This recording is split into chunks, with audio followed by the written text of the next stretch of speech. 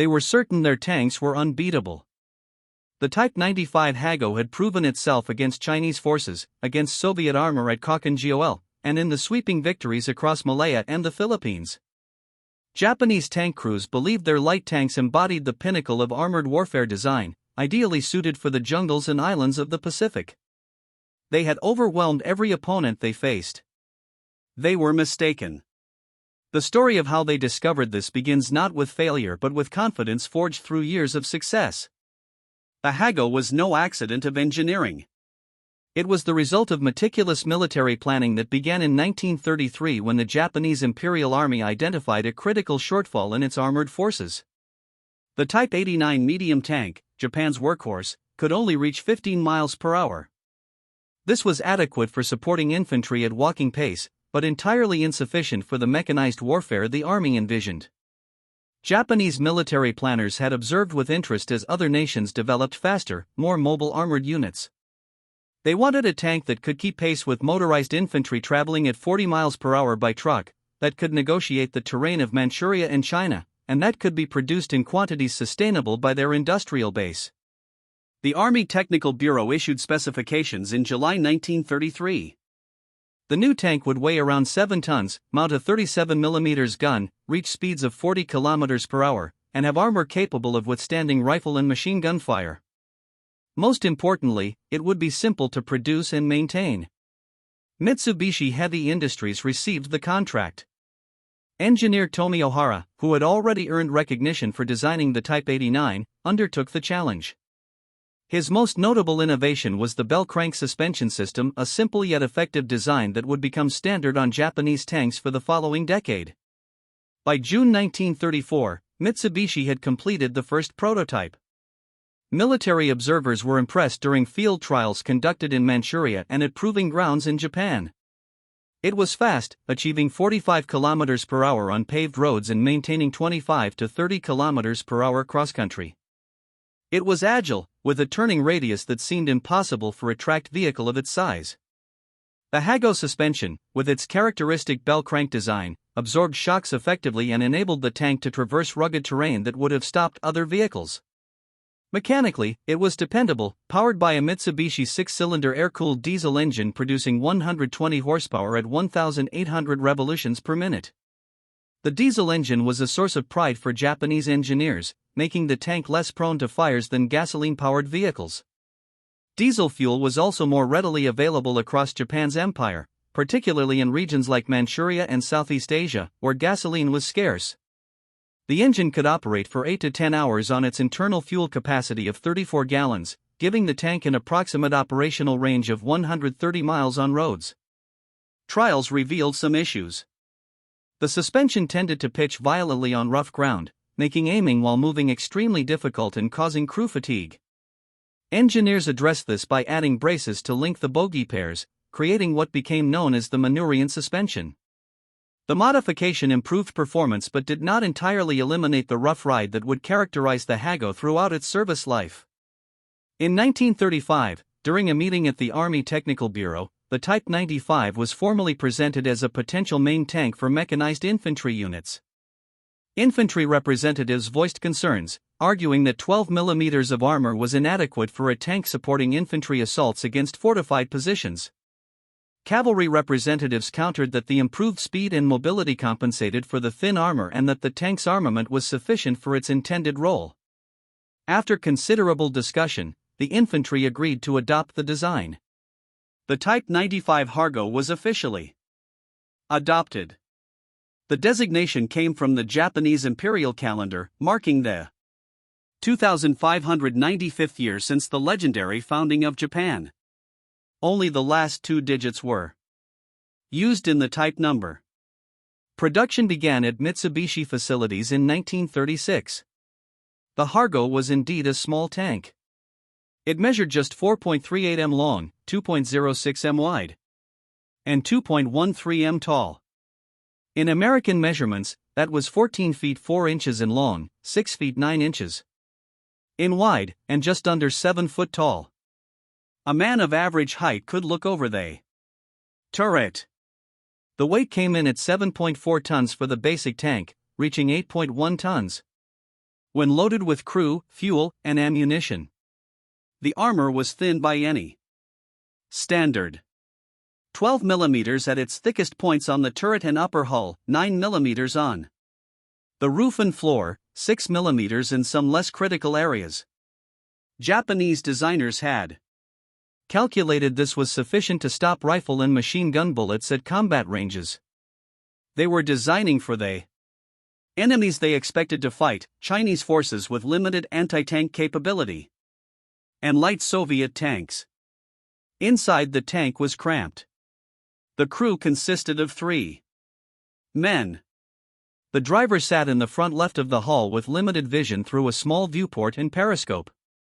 A hull machine gunner sat to the driver's right operating a Type 97.7 mm machine gun mounted in a ball mount. The commander occupied the turret alone, standing on the whole floor with no turret basket beneath his feet. This commander had perhaps the most difficult job in the Imperial Japanese Army. He had to command the tank, directing the driver and communicating with other tanks when radio was available. Only one tank in 4 had a radio set, leaving the others to follow visual signals. He had to operate the main gun, a Type 94 37mm cannon capable of firing both high explosive and armor-piercing rounds. He had to load that gun, a physical task made difficult by the cramped space and the need to stand while doing so. And he had to operate a second machine gun mounted in the rear of the turret, facing to the right rear at roughly the 5 o'clock position. American tankers, who later examined captured Hagos, marveled that anyone could function effectively under such conditions. The Japanese commander had no seat in the turret. He stood throughout combat, his head and shoulders exposed if he opened the hatch for better vision, or confined to a small space with minimal visibility if he closed it. The turret rotated by hand crank, requiring significant physical effort. There was barely room to move, let alone fight efficiently. But in its intended role against the opponents it was designed to fight, the Hargo performed well, very well indeed. The tank first saw significant action in China starting in 1937 against Chinese forces that had virtually no armor and limited anti-tank weapons. The Hargo was devastating. Its 37mm gun could destroy fortifications and suppress infantry. Its machine guns cut down troops in the open. Its mobility allowed it to exploit breakthroughs and pursue retreating forces. Japanese tank crews gained combat experience and confidence. They learned their trade in an environment where their tanks were clearly superior to anything they faced. This success bred a dangerous assumption that the Hargo was a genuinely capable tank rather than a vehicle optimized for a specific limited scenario. The assumption was tested at Kulkin Gol in 1939, where Japanese forces clashed with the Soviet Union along the Mongolian border. Here the Hargo faced real opposition. Soviet BT-5 and BT-7 tanks mounted 45mm guns with better armor penetration than the Japanese 37mm. Soviet armor was thicker, making frontal engagements difficult for the Hargo. The battles were brutal. On July 2, 1939, the Japanese 3rd Tank Regiment, equipped primarily with Type 95 tanks, attacked Soviet positions. The initial assault achieved some success. Through aggressive tactics and surprise, Japanese tanks destroyed 32 Soviet tanks and captured 35 armored vehicles. But Soviet counterattacks in the following days revealed the Hargo's vulnerabilities. Soviet guns could penetrate the Hargo's armor at ranges where the Japanese guns struggled to damage Soviet tanks. By the end of the Kulkin Gol campaign, Japan had lost dozens of tanks. The lessons were clear to anyone paying attention. The Hargo was outmatched by modern Soviet armor. Its thin protection and relatively weak gun were not adequate for tank versus tank combat against peer adversaries. But these lessons were not fully absorbed. Japanese military leadership focused instead on tactical improvements and crew training rather than fundamental redesign of their armored forces. The war in China continued, and there the Hargo remained effective. When war broke out across the Pacific in December 1941, Japanese tank units achieved remarkable successes in Malaya. Hugo tanks navigated terrain British commanders thought impossible for armor. They moved through rubber plantations and jungle trails supporting the rapid Japanese advance down the peninsula towards Singapore. British forces who had not deployed significant armor to Malaya were unprepared for this mobile threat. In the Philippines, Hargos landed with the invasion force and supported Japanese infantry operations. On December 22, 1941, north of Demortis, Type 95 tanks engaged American M3 Stuart light tanks in what would be recorded as the first tank versus tank battle involving U.S. forces in the Pacific. Both tanks mounted 37mm guns. The M3 had better armor, 32mm on the turret sides compared to the Hargo's 12mm. But at close range in jungle fighting, the Japanese achieved some success, destroying one M3 in the initial engagement. These early victories reinforced Japanese confidence. From their perspective, the Hargo was performing exactly as designed. It was mobile, reliable, and effective in supporting infantry operations across diverse terrain. Tank crews trusted their machines. Commanders relied on their armor, and when orders came to defend Saipan, the Japanese brought their tanks without questioning their adequacy. Saipan was different from the battles that had come before.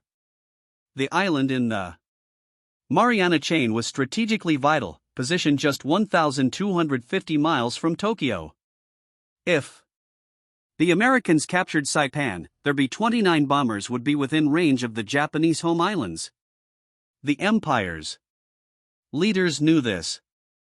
They fortified Saipan with approximately 30,000 troops, nearly double what American intelligence estimated.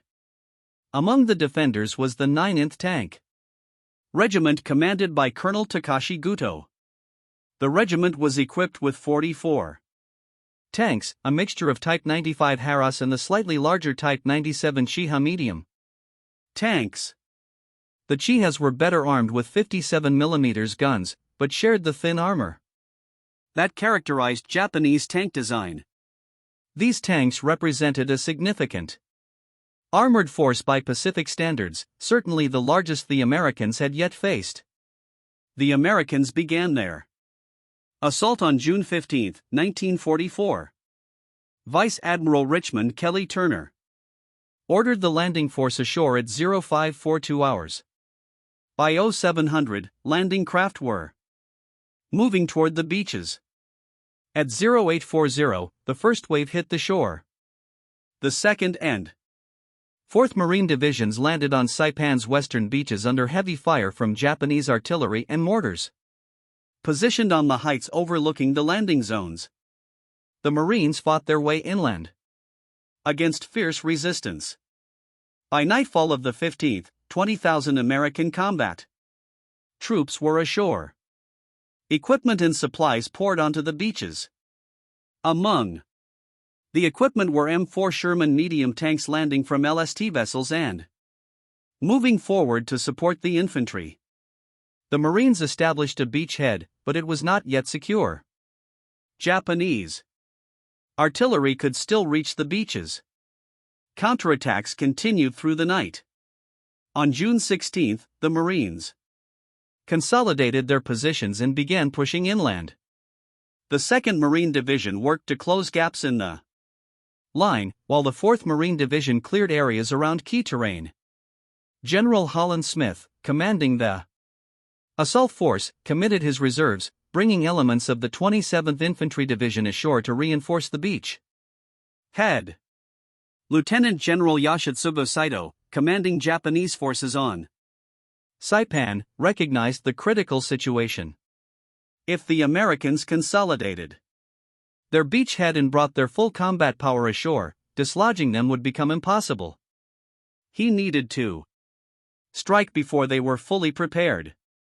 Sito issued orders for a major counterattack using the island's most powerful assets, the infantry of the 136th Regiment and the tanks of the 9th Tank Regiment. The attack order was specific.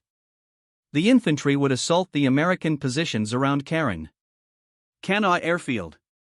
The tank unit would advance southwest of Hill 164.6. Moving after the infantry attack commenced. The tanks would charge the transmitting station and throw the enemy into disorder before the infantry penetrated the sector. It was an ambitious plan requiring coordination between infantry and armor in a night attack across difficult terrain. Colonel Gudo gathered his tank crews. They conducted final maintenance checks on their vehicles.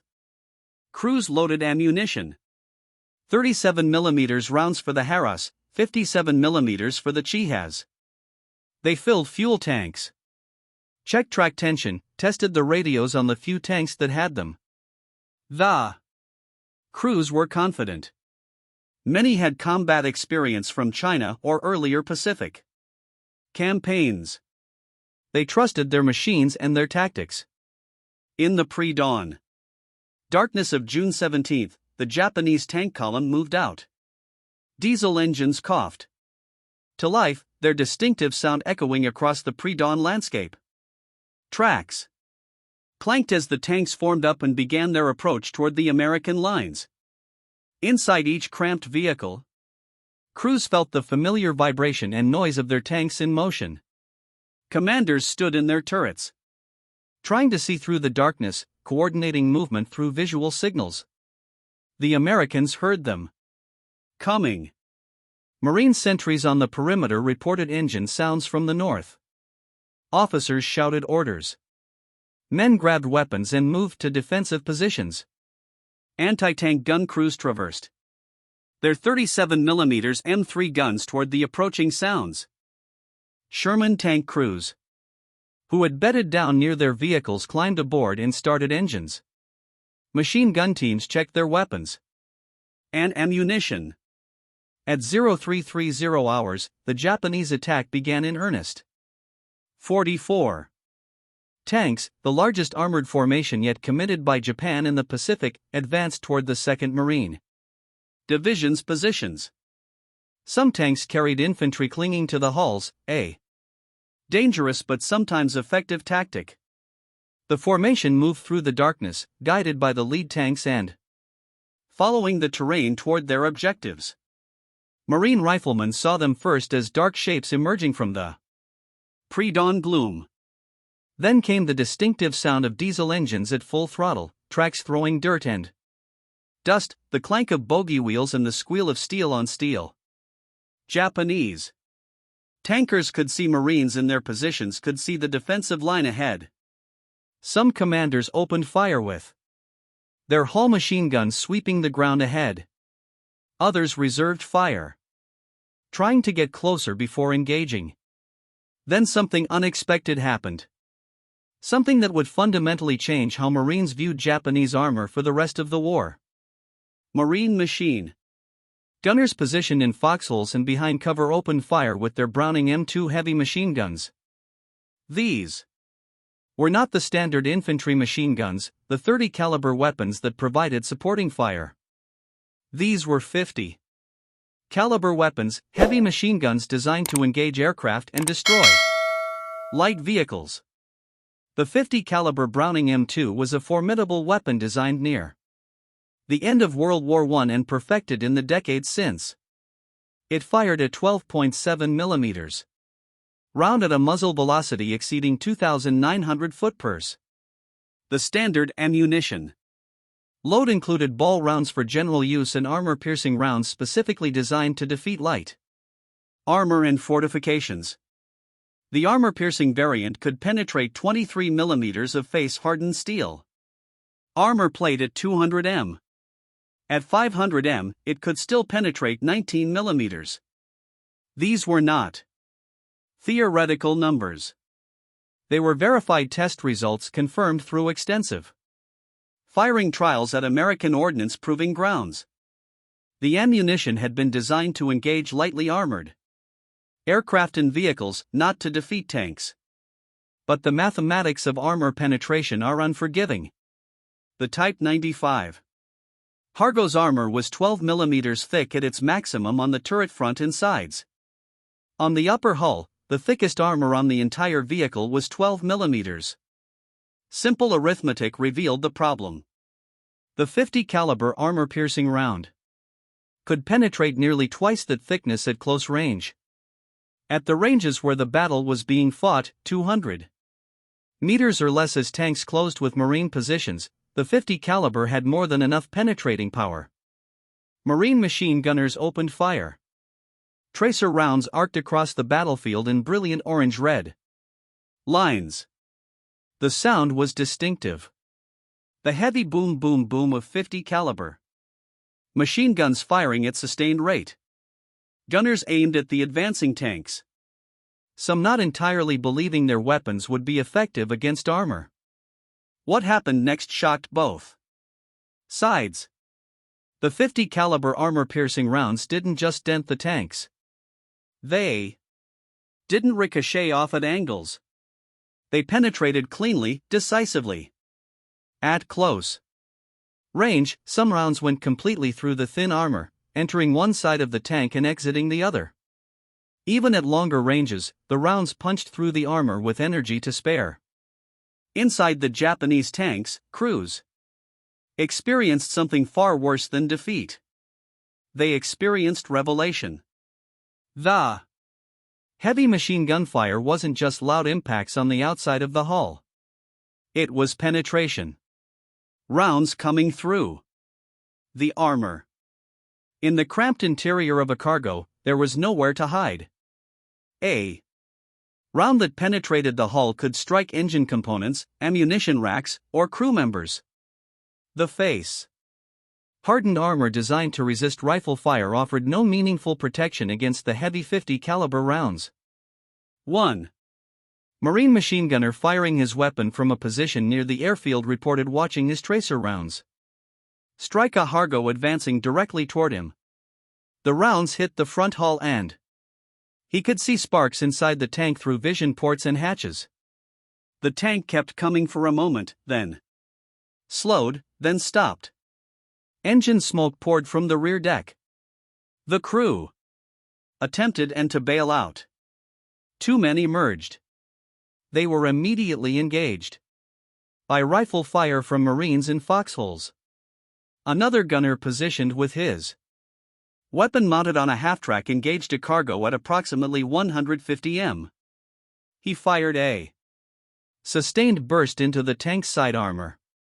The tank turned toward him, exposing more of its flank. He kept firing. His loader fed another belt of ammunition into the gun. He watched the commander in the turret slump forward, then fall.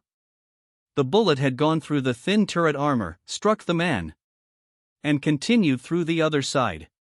The commander never knew what hit him. A 3rd Marine, manning a 50 caliber in a fixed position on the defensive line, engaged multiple tanks as they advanced. He fired at one Hargo's engine compartment, aiming for the rear deck where the cooling vents were located. His rounds penetrated the thin 6 mm armor covering the engine. The diesel engine, its cylinders opened by 50 caliber impacts, seized. The tank stopped moving, becoming a stationary target. The crew abandoned it, running back toward Japanese lines through a hail of small arms fire. Japanese tank crews who survived the initial assault couldn't process what was happening. They had trained for years. They had fought in China where enemy weapons bounced harmlessly off their armor. They had faced Soviet anti-tank rifles at Kokkengall and survived. Their tanks were supposed to protect them. That was the fundamental premise of armored warfare. The tank's armor kept the crew alive while they engaged the enemy with superior firepower. But American machine guns were defeating their armor. Not anti-tank guns firing large-caliber projectiles, not artillery, not even the massive 75mm guns on the Sherman tanks they could see moving into position. Machine guns, infantry support weapons, weapons that were mounted on jeeps, on half-tracks, on every vehicle in the American arsenal. The realization was devastating. If machine guns could penetrate their tanks, what chance did they have? A Japanese tank officer, later captured after his tank was disabled, told American interrogators that his first thought was that the Americans must have developed some new secret weapon, some advanced ammunition or special gun that looked like a standard machine gun, but fired exotic projectiles. He simply could not accept that a conventional heavy machine gun could defeat a tank. In his entire combat experience, from training in Manchuria to fighting in China, small arms fire had always been ineffective against armor. Bullets made noise on the outside. They didn't come through. But the Browning M2 was in an entirely different category from anything the Japanese had previously encountered. With its armor-piercing rounds, it had sufficient energy and penetrating power to defeat 12mm armor at any range where a machine gunner could accurately engage a target. And the Marines had these weapons everywhere. They were standard equipment throughout the American military. As the Japanese tank attack faltered under this unexpected fire, Sherman tanks moved forward to engage. The contrast was stark. Where the cargo weighed 7.44 tons, the M4A2 Sherman, the variant used by Marines at Saipan, weighed 31.8 tons. Where the Hargo had 12mm of armor, the Sherman had 51mm on the frontal hull, angled at 56 degrees to provide effective protection, equivalent to approximately 75mm against anti-tank fire. The Sherman mounted a 75mm gun as its main armament. This gun could penetrate the Hargo's armor from over a mile away. When Shermans opened fire on the Japanese tanks, the outcome was predetermined. 75mm armor-piercing rounds struck Hargos and Kihas with devastating effect. Tanks were blown apart. Turrets were knocked off hulls. Ammunition detonated inside crew compartments. Japanese tanks that returned fire found their 37mm and 57mm rounds completely ineffective against the Sherman's frontal armor. The shells bounced off or created small dents without penetrating. One Japanese tank commander, whose cargo was disabled by 50 caliber fire, but whose turret could still traverse, attempted to engage a Sherman at close range. He ordered his gunner to fire. The 37mm gun fired its armor-piercing round. The projectile struck the Sherman's turret face. There was a flash of impact. The Sherman didn't even slow down. It continued to rotate its turret. With mechanical precision, aimed, and fired a single 75mm round. The cargo exploded. The battle evolved into what one Marine officer later described as a madhouse of noise, traces, and flashing lights. Disabled tanks burned, illuminating other tanks still trying to advance. Infantry that had been riding on the tanks scattered, seeking cover in shell holes and drainage ditches. Some Japanese infantry made it to the Marine lines, fighting desperate close-range battles in and around American positions. Marine infantry, hunkered in their foxholes, found themselves with Japanese tanks passing directly over them. One Marine later reported that a cargo leaking oil heavily soaked him as it passed over his position. He remained still until it moved on, then emerged and threw a thermite grenade into the engine compartment as the tank moved past. The tank began burning from the inside. Another Marine, lying low in his foxhole as a tank rolled over him, jumped out after it passed and jammed a coconut log into the bogie wheels. The tank spun in place, tracks throwing dirt, unable to move forward. When the confused tank commander opened his turret hatch to see what was wrong, the Marine jumped onto the tank and dropped a thermite grenade into the open turret. The tank exploded from internal fires, igniting all ammunition. By mid-morning on June 17, the Japanese counterattack was over. 31 destroyed Japanese tanks littered the battlefield, counted by Marines walking through the area after the fighting stopped. Some sources suggest as many as 35 tanks were destroyed when including those knocked out by artillery fire beyond the immediate battle area. Perhaps 1,000 Japanese soldiers were dead, including many of the tank crews and the infantry who had advanced with them. For the Marines, the victory was significant but grim. They had stopped a major armored assault, but the cost had been substantial. The 2nd Marine Division's commander later acknowledged that if the Japanese attack had succeeded, it would have been fatal to the division's fighting efficiency. The battle had been close, decided as much by American firepower and Japanese tactical errors as by overwhelming superiority.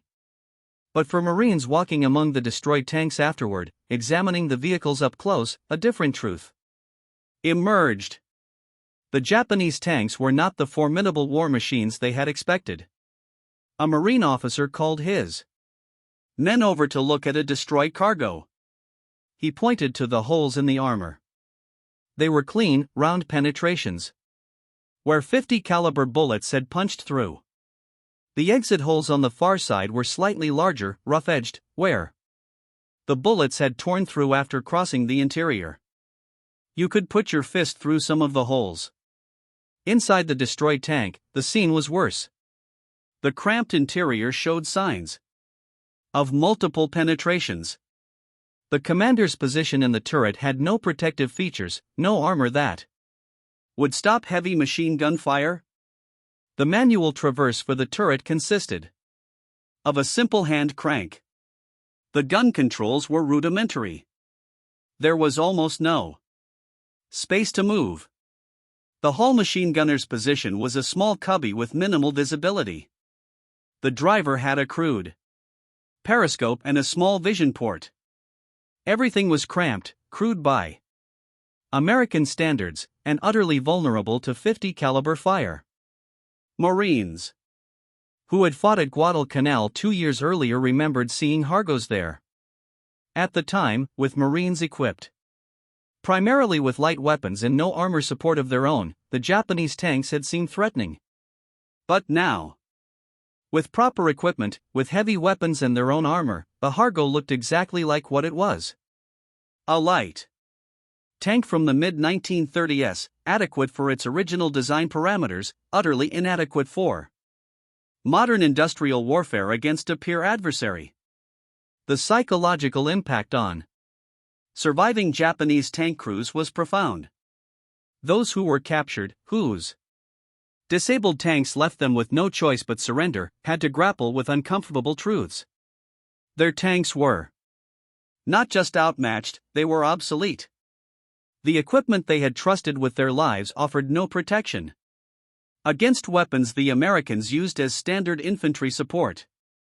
Intelligence officers interrogating prisoners noted a consistent pattern in their responses. The Japanese tankers expressed shock at American firepower. They talked about the quantity and quality of American equipment.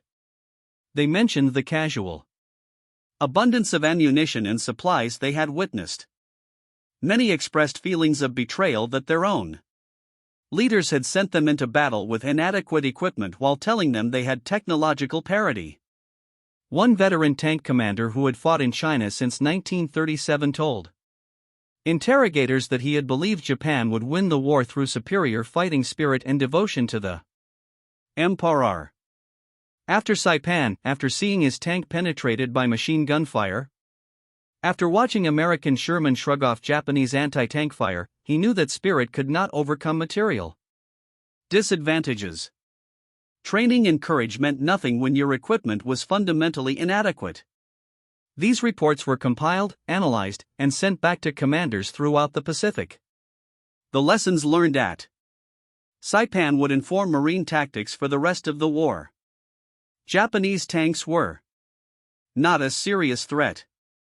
Standard infantry heavy weapons, particularly the 50 caliber machine gun, were effective against them.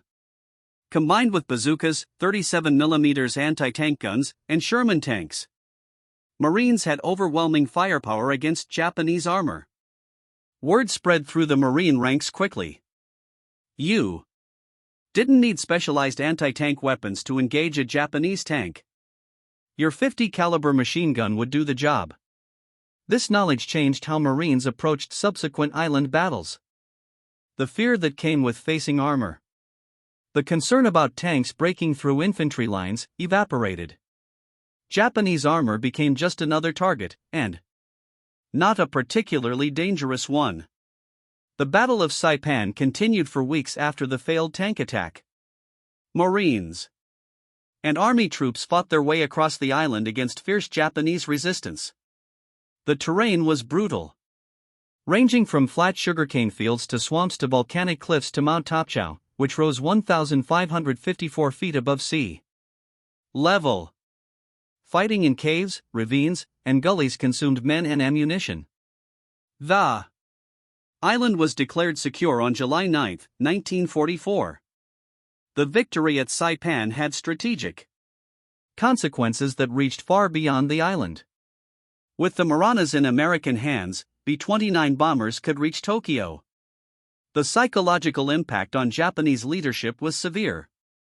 Emperor Hirohito recognized that American control of Saipan meant Tokyo would be bombed. Prime Minister Hideki Tojo resigned on July 18. For the first time, Japanese media admitted the war was going poorly. The loss shook Japan's confidence in ultimate victory. For Japanese tank crews across the Pacific, Saipan was a turning point. Word of the battle spread through military channels. Tank units on other islands heard what had happened. They knew their equipment was inadequate. They knew American weapons could penetrate their armor, but there was nothing they could do about it. The tanks they had were the only tanks Japan could provide. Japan's industrial capacity simply could not produce modern tanks in meaningful numbers. The nation's factories were strained by years of war. Resources were limited, with American submarines cutting off access to raw materials from Southeast Asia. Strategic priorities focused on aircraft production for kamikaze attacks and on coastal defense artillery for the anticipated invasion of the home islands. Tanks were a low priority. Japanese engineers had designed better tanks. The Type 3 Chino mounting a 75mm gun. The Type 4 Chapter 2 with even heavier armament. But these existed primarily as prototypes and small production runs. Only 166 Chinas were built during the entire war. 2 Cheetos, none saw combat. They were saved for the defense of Japan itself. Never sent to the island battlefields where they might have made a difference. Meanwhile, American production capacity was almost incomprehensible by Japanese standards. The Detroit Tank Arsenal, built by Chrysler Corporation, was a purpose-built facility dedicated to tank production. In December 1942 alone, the arsenal's 5,000 workers produced 97 Sherman tanks. That was more tanks in a single month than Japan produced in an entire year. The arsenal was not alone in this remarkable production achievement. Fisher Tank Arsenal, built in Grand Blanc, Michigan, was another government-owned facility operated by General Motors' Fisher Body Division. Pfizer produced over 11,000 Shermans in multiple variants, making it one of the highest volume producers. Like the Detroit Arsenal, Pfizer could produce hundreds of tanks per month when operating at peak capacity. American Locomotive Company in Schenectady, New York, converted from locomotive production to build 2,300 Sherman tanks. Baldwin Locomotive Works in Philadelphia produced over 200 tanks, while maintaining locomotive production for the war effort. Lemur Locomotive Works in Ohio built the first production M4A1 Sherman, a tank named Michael that was shipped to England and still resides at the Boynton Tank Museum. Lemur produced 1655 tanks before returning to full-time locomotive production. Pacific Car and Foundry in Washington State, Press Steel Car Company in Pennsylvania, Pullman Standard Manufacturing in Illinois, and Federal Machine and Welder in Ohio, all contributed to Sherman production. 10 major manufacturers, plus countless subcontractors producing components, tracks, engines, radios, optics, and weapons. The industrial mobilization was unprecedented in human history. The Detroit Arsenal itself was a marvel of modern production engineering. Built on 567 acres in Warren, Michigan, the facility covered over 1.5 million square ft of production space. Assembly lines snaked through the building for miles. Massive overhead cranes could lift complete tank hulls and move them between workstations. The factory operated 3 shifts, 24 hours per day, 7 days a week. Workers included men who had been automotive workers before the war, bringing their manufacturing expertise to tank production. But they also included thousands of women, many of whom had never worked in heavy industry before. These women, often called Rosie the Riveters, welded armor plate, assembled turrets, installed engines, and performed every job in the plant except the heaviest lifting tasks. They proved that the nation's industrial capacity could be multiplied by tapping a workforce that had been largely excluded from heavy manufacturing in peacetime. By the time production ended in June 1945, American factories had built 49,234 Sherman tanks. Japan produced approximately 2,300 Hagos over the entire course of the war from 1936 to 1943, when production ceased. The ratio was more than 20 to 1. But even that understates the disparity, because American tanks were far more capable individually than their Japanese counterparts. Sherman tanks weighed 30 to 35 tons depending on variant. They had armor ranging from 51 mm on the hull front to 76 mm on the turret mantlet. They carried 5-man crews with dedicated positions for each role. They had gyro-stabilized guns that allowed firing while moving. They had radio equipment in every tank, enabling coordinated operations. They were reliable with tracks that lasted 2,500 m, compared to 500 m for German tanks and perhaps 1,000 miles for Japanese tanks. The Sherman was not the best tank of World War II. It was outgunned by German Tigers and Panthers, but it was good enough, and it was available in overwhelming numbers in the Pacific Theater, where it faced Japanese tanks. Designed in the mid-1930s, the Sherman was more than adequate. It was overwhelmingly superior. For Japanese tank crews on subsequent islands, the pattern established at Saipan repeated on Tinian. In July 1944, 7 Type 95s were destroyed in counterattacks against Marine positions. On Palau in September 1944, Japanese tanks were dug into caves and used as stationary pillboxes, recognizing they had no chance in mobile warfare. On Uema in February 1945, Colonel Techi Nishi's 26th Tank Regiment buried their tanks in volcanic ash up to the turrets, using them as armored bunkers because the tanks provided more protection when stationary than when moving. Even used as static defensive positions, the tanks were vulnerable. 50 caliber machine guns could still penetrate the turret armor. Flamethrower tanks could direct napalm into open hatches and vision ports, cooking crews alive inside their steel coffins. Bazookas could penetrate the thin armor from any angle. The Hargo, once a symbol of Japanese armored might, had become a death trap for its crews. On Okinawa, the last major battle of the Pacific War, the Japanese committed the 27th Tank Regiment to the defense. The Regiment had 13 Type 95 Haras and 14 Type 97 Kihar medium tanks, 27 tanks. Total. The Americans landed with over 800 tanks. The numerical disparity was 30-1. The qualitative disparity was even greater. On May 4 and 5, 1945, the Japanese launched a major counteroffensive designed to drive the Americans off the island.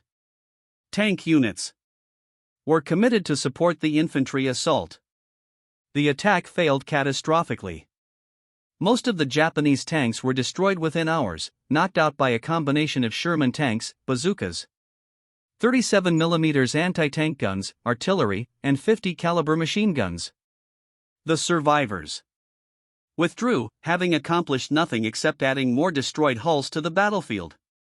In August 1945, when the Soviet Union declared war on Japan and invaded Manchuria, Japanese tank units in northern China faced yet another technologically superior opponent.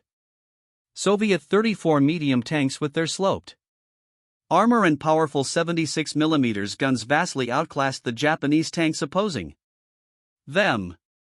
In the Battle of Shumshu Island, part of the Kuril chain, Japanese tanks attempted to defend against Soviet amphibious landings. The Japanese had a mixed force of approximately 77 tanks on Shumshu, including Type 97s and some newer Type 1 medium tanks with only 25 Type 95s. The Soviets used 45mm anti-tank guns, anti-tank rifles, and anti-tank grenades to devastating effect. The Japanese lost 21 tanks in approximately 2 hours of fighting. Soviet forces, experienced in armored warfare from years of fighting on the Eastern Front in Europe, made short work of the Japanese defenders. The experience of Japanese tank crews during World War II, particularly in the final years, was one of gradual, crushing realization. What they had believed about their equipment, about their chances, about their ability to compete with Allied armor was fundamentally wrong. And the moment of truth for many came not in some epic tank duel between armored champions, but in the terrible simplicity of watching machine gun bullets punch through armor that was supposed to protect them. For Marines who fought at Saipan and subsequent islands, the lessons were different, but equally profound. They learned that Japanese tanks were not a serious threat. They learned that proper equipment and overwhelming firepower made all the difference. They learned that their 50 caliber machine guns, which they had trained with and maintained throughout their service, were actually effective anti-tank weapons in the Pacific theater when engaging thinly armored Japanese vehicles. There was no glory in these lopsided battles. Marines didn't feel heroic shooting at tanks with machine guns and watching them burn. They felt a mixture of relief, pity, and grim satisfaction. Relief that they didn't have to face serious armor opposition, the kind their counterparts in Europe dealt with daily against German tanks. Pity for the men in those Japanese tanks who had been sent to die in equipment that offered them no real protection. Satisfaction that their weapons worked, that American industry had given them the tools they needed to do their job. After the war ended, some surviving Hargo tanks were shipped to the United States for detailed examination at the Abedyne Proving Ground in Maryland. American engineers and armor specialists studied them carefully over a period of months. They measured armor thickness at multiple points on the hull and turret, documenting the variations. Front hull 12mm, side hull 12mm, rear hull 10 to 12mm, turret front 12mm, turret sides 12mm, roof plates 9mm, belly armor 6mm. They tested the quality of the steel using metallurgical analysis. The armor was face hardened, a process that made the outer surface harder than the interior core.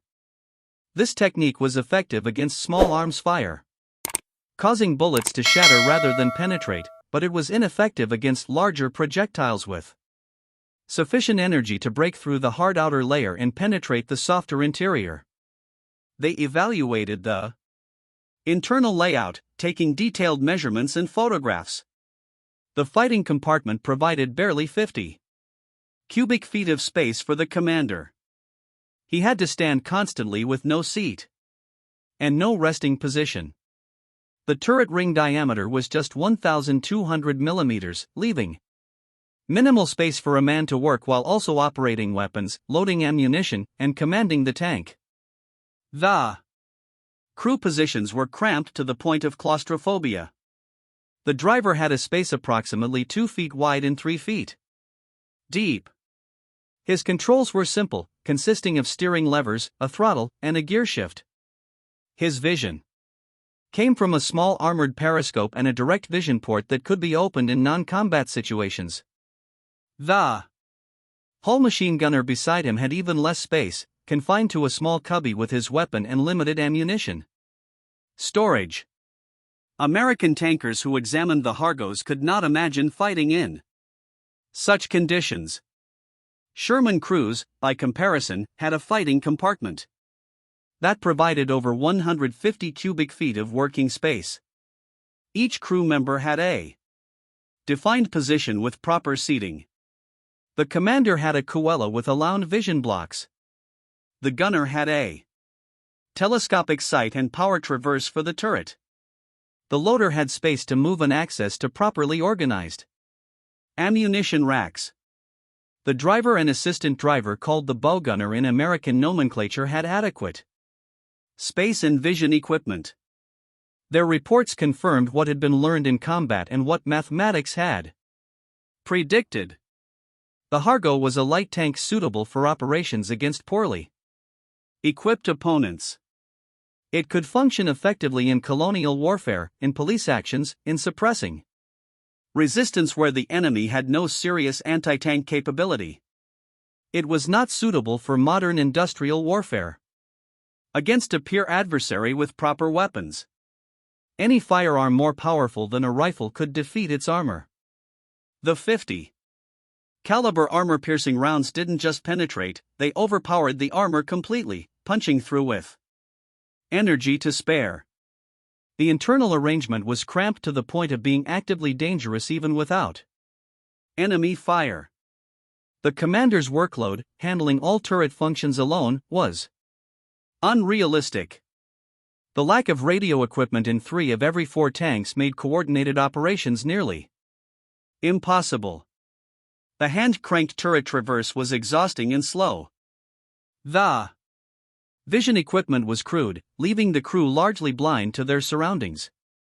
Every aspect of the design reflected the constraints Japan faced: limited industrial capacity, resource scarcity, and design philosophy rooted in experiences against inferior opponents. The comparison with American tanks revealed the full extent of the design philosophy differences. Where the cargo was cramped, the Sherman was relatively spacious with enough room for crew members to move, switch positions if necessary, and work effectively even during extended combat operations. Where the Hargo had thin armor vulnerable to machine gun fire at close range, the Sherman resisted dedicated anti-tank guns at combat ranges. Its 51mm frontal armor angled at 56 degrees provided effective protection equivalent to approximately 75mm against anti-tank projectiles. Where the Hargo had a single-person turret crew performing multiple simultaneous tasks, the Sherman had 3 men in the turret. The commander could focus on commanding using his cupola with 6 vision blocks to maintain situational awareness and direct the crew. The gunner focused exclusively on aiming and firing the main gun using a telescopic sight with magnification and a power traverse system that could rotate the turret quickly and smoothly. The loader focused on maintaining a high rate of fire, pulling rounds from organized racks and loading them efficiently. The Sherman's 75mm gun had a muzzle velocity of approximately 2,400 foot-pers with standard ammunition, giving it effective armor penetration against most targets it would face in the Pacific. The gun was Stabilized in the vertical axis, allowing reasonably accurate fire even while the tank was moving, a capability the Hargo completely lacked. The Sherman carried 97 rounds of 75mm ammunition in protected racks, compared to the Hargo's 130 rounds of 37mm ammunition stored loosely throughout the fighting compartment. Communication capabilities differed dramatically. Every Sherman had a radio, usually an SCR 528 or STR 538 set, allowing tank-to-tank communication and coordination with infantry and artillery. The Hargo had radios in only one tank out of 4, leaving the other 3 to follow visual signals, a system that broke down quickly in combat when smoke, terrain, and enemy action made visual contact impossible. Vision equipment on the Sherman included periscopes with replaceable prisms, direct vision ports with armored covers, and a commander's cup that provided all-around observation. The HGO had crude periscopes and small vision ports that provided minimal situational awareness, forcing commanders to expose themselves by opening hatches to see what was happening around them. Every aspect of design, from ammunition storage to crew comfort to fire control, equipment to communication systems, was better on the American tank. But the most telling difference was not in the individual tanks. It was in the numbers and in the industrial systems that produced them. The United States had built an economy that could wage industrial warfare on a global scale. Factories that had produced automobiles now produced tanks at rates that would have seemed impossible in peacetime. The Detroit arsenal alone in its peak production month produced more tanks than Japan produced in a typical year. Women who had never worked in heavy industry welded tank hulls and assembled turrets. Engineers constantly improved designs, incorporating lessons learned in combat. The supply chain delivered raw materials to factories and finished tanks to ports with clockwork efficiency. Merchant ships carried Shermans across both oceans to battlefields in Europe and Asia. Maintenance units in the field kept tanks operational, cannibalizing damaged vehicles for spare parts and returning repaired tanks to combat within days. Japan had never built this kind of industrial system. Its economy was strained by years of war in China before the Pacific War even began. Its factories lacked the automation and mass production efficiency of American plants. Its access to raw materials, particularly after American submarines began sinking merchant shipping, was increasingly constrained. The nation that had challenged the world's greatest industrial power was discovering the true cost of that challenge with each new battle. For the Japanese tank crews on Saipan that early morning in June 1944, and for every Japanese tanker who fought in the Pacific afterward, the lesson was brutal and clear. They were obsolete. Their equipment was obsolete. Their tactics developed for a different kind of warfare against different opponents were obsolete. And there was nothing they could do about it except continue fighting with what they had, knowing that survival was unlikely and victory impossible. The Marines on the other side learned different but equally important lessons. They learned that industrial might matters in modern warfare, that having better equipment in larger quantities makes an enormous difference. That courage in training and fighting spirit, while important, cannot overcome fundamental material disadvantages that the factories back home in Detroit, Pittsburgh, Cleveland, and dozens of other industrial cities were as important to victory as anything that happened on the battlefield. They also learned something specific and immediately practical. When you encounter a Japanese Hargo tank, you don't need to call for anti-tank support or airstrikes or artillery, though all of those are available if needed. You can engage it yourself with your .50 caliber machine gun.